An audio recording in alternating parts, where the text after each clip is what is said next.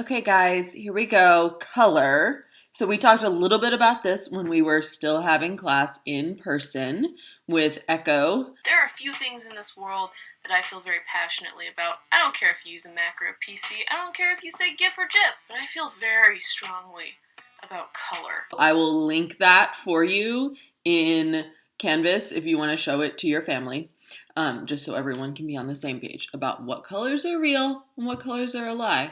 In the meantime, let's talk through other principles of the science of color.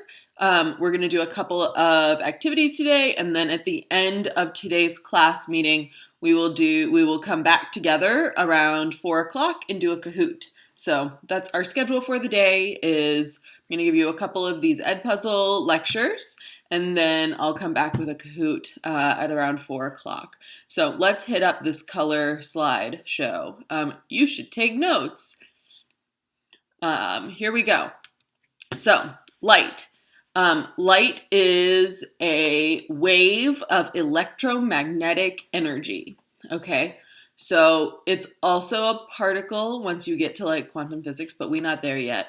When we think about light, we want to think about it as a wave. And the length of that wave is going to relate to the color of the light once we talk about the visible light spectrum, okay? So if we go a little bit more specifically into the spectrum of electromagnetic radiation, we start over on the left with super slow moving waves like radio waves, right? So that's all of the waves that are connecting you to the cell phone tower, and all of the waves that make the wireless microphones work, and all of the waves that allow you to like radio connect to people.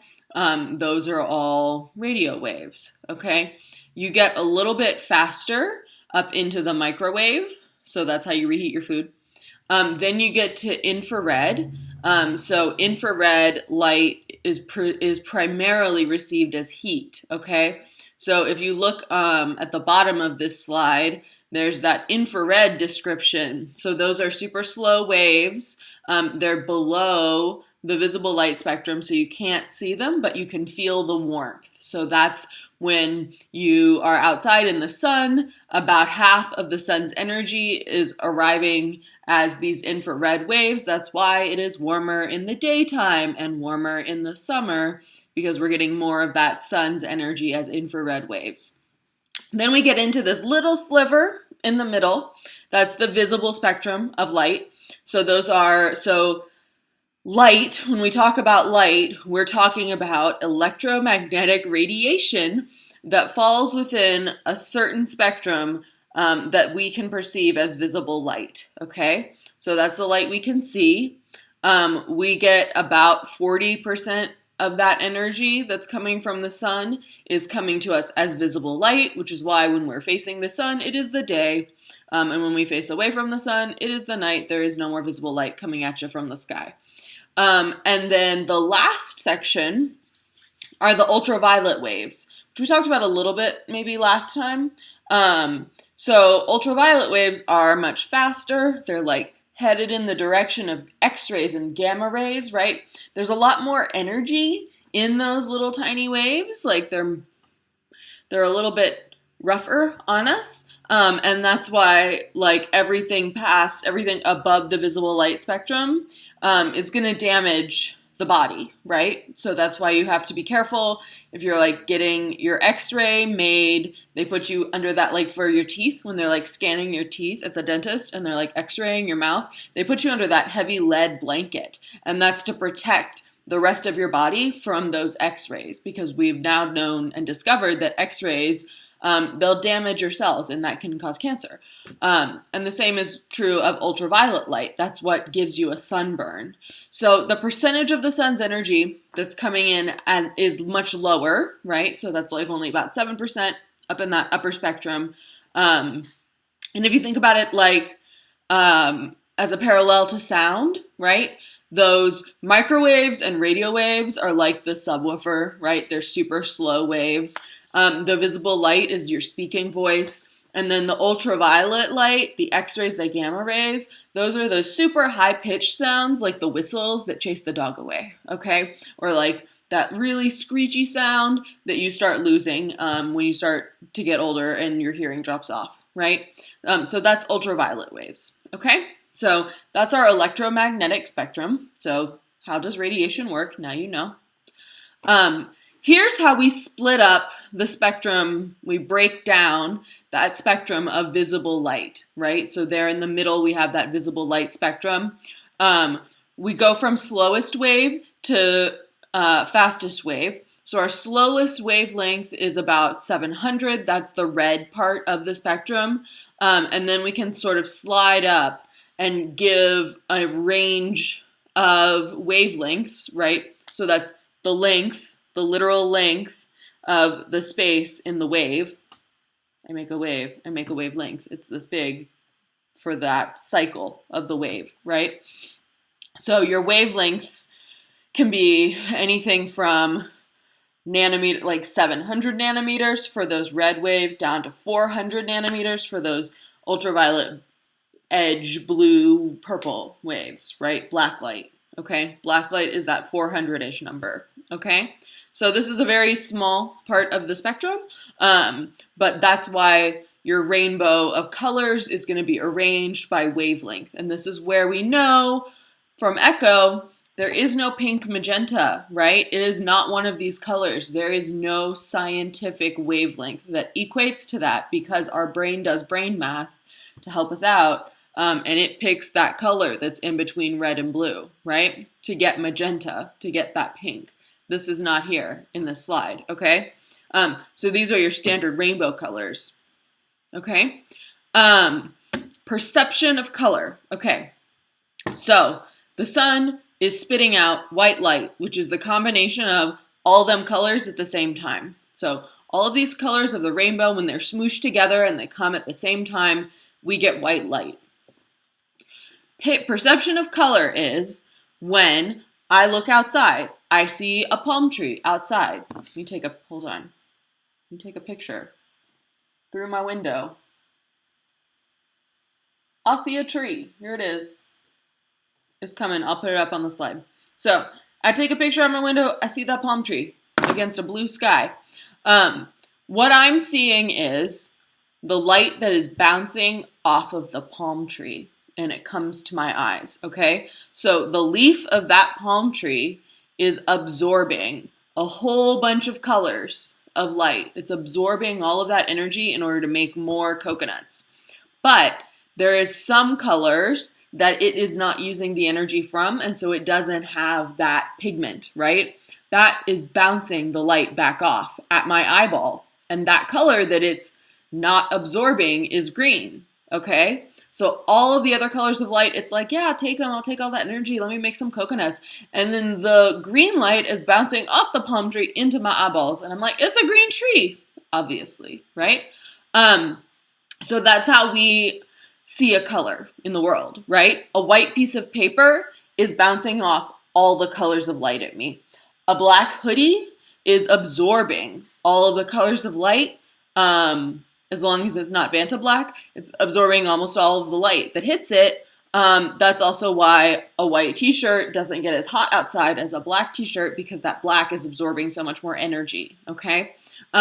So here's another example, right? So here's when the white light is shining on the red ball, we have the sun giving us the white light.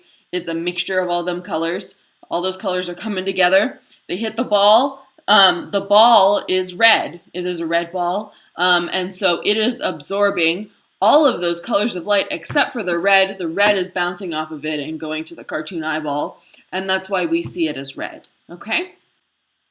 Now let's talk about our eyes. Okay, so the human eyeball. This is mine. This is my eyeball. Okay?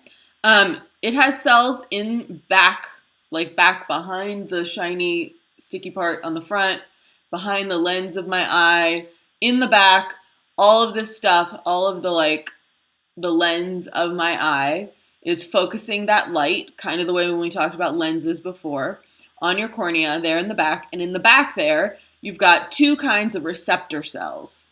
So you have rods and you have cones, and they are the cells that translate that electromagnetic radiation information that's coming at your eyeball from the world, and they translate it into what you see and what you perceive visually, okay? So you got two kinds of cells in there. You got your rods, they look kind of like a rod, and you got your cones, which have a little cone on top, okay? Your rods, there are a lot more of them. So if we go back a slide, you can see there's like rods everywhere, all around the outside of your eyeball. Cones right there in the middle. So rods are sensitive to brightness. They're like, how bright is this thing? How dark is it now? I'm gonna be able to tell the difference between bright things and dark things. I am a rod. There are a lot of them. There's like 120 million of them. They respond more slowly. So that's why when we go to a blackout, it takes a while for your eyes to adjust during the show. And that gives us time as the tech crew to change the set before everyone can see us, right? So they're responding more slowly. It takes them a second to adjust, but they're great at seeing things in a low light situation, okay? So that's why, like at night, you can still make out the shapes of buildings and trees and all of that kind of stuff. You're picking up what little light is there using the rods of your eyes. Cones, on the other hand, are your color receptors, right? Remember, there are those three colors that your eyes perceive that happen to also be the primary colors of light. Do you remember this? It's real. You have cones for red, you have cones for green, and you have cones for blue, okay? RGB, red, green, blue. Those are the cones in your eyeball, okay? When you mix those colors together, you're able to perceive the colors in the world. There are crazy animals with more cones than us, okay? They're seeing more colors than us. We're just seeing what we see based on the cones that we have. This is also where, if you know someone who is colorblind, that's what's going on. They're missing one of their cones, so they're not able to do the same brain math that everybody that Echo was talking about could do in order to figure out what color stuff is. If you're missing one of your cones, you only have half as much, like you have not even as much, right, ability to determine from color to color what's going on, okay? We only have like 6 to 7 million of them, and they work the best in bright light, okay? You're going to see way better about color. You're going to see way better when it's bright outside. If you're trying to paint a show under dim, ugly light, like the work light in the PAC, you're not going to be able to see how the colors will turn out when you turn the very bright stage lights on them, right? It's totally different. If you go outside and you paint out on the back patio, you're going to be able to see everything because the sun is there and the sun is very, very bright, okay? So it matters for us that we have enough light that we can see the colors properly. And that's also part of why it's so important when you're the lighting designer to turn enough light on, because then everybody can see what's going on. All right, so cones, they're your color receptors. They're making you know whether something is red, green, purple, orange, blue, whatever. And they work the best in bright light. You will notice when you look outside at night, right, you will not see as much color in the landscape as you do during the daytime. Check it out. This is real, right? You walk around your neighborhood at night and it is not as colorful as it is during the day. And that's because at night you're relying on your cones. No, you're not. That's because at night you're relying on your rods. And during the daytime you have your rods to tell you it's bright out, plus the cones to tell you what color everything is. And that's awesome. All right, let's get some vocab. This is going to be awesome and helpful. Let's talk about how we describe color, okay? So when we talk about color, we're describing three qualities, okay? We want to describe the hue, which is the name of the color, and that's this whole area, right? Which color is it around the outside of this color wheel, okay? That's the hue. Saturation is this range from all the way in here, where it's super saturate, right? That's as green as it can be, green, green, green. And then you kind of slide in here where it's less saturate, right? There's less green here, right, than there is all the way out here. That's saturation. So it's how much of that color, how much of that hue is present, okay? And then the last is value. So value is, as opposed to hue, what color is it? Or saturation, how much of that color is in the equation, right? Value is how much gray, right? Relative to shades of gray, how much black to white is in our color palette, okay? So when you're choosing a color, you're choosing both a hue and a value, right? So you're able to get to say, I want this red color, that's that at full saturation and full brightness, and then you can slide it down to get that kind of darker brick red, right? That's not anywhere up here, okay? Because that's a value preference as opposed to a saturation or hue preference, okay? So when we talk about color, we're talking about hue, what name of the color, saturation, how much of that color we're looking at, and then value, scale of brightness to darkness. And now I'm going to have you guys go do this super fun internet thing. Okay, so I'm going to have you do this now. Okay, so this is the Mooncell hue test. And basically what it's going to tell you is how good are you at perceiving the differences between colors. So your game will be, I'm going to arrange these colors from this hue to that hue.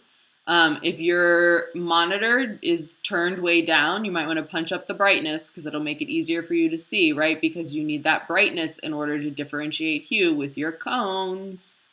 Right? So you're just going to like figure out how to arrange the colors from the pinkest to the like yellowy greenest. Okay?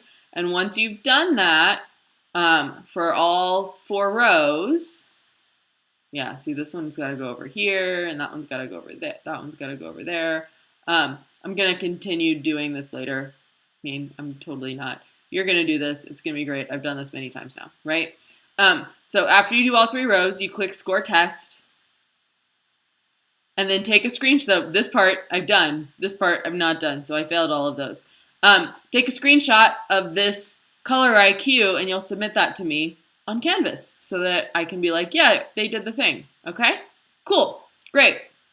So go do that, and then you'll come back and do one more of these lecture ed puzzles. Okay? Cool. See you in a few.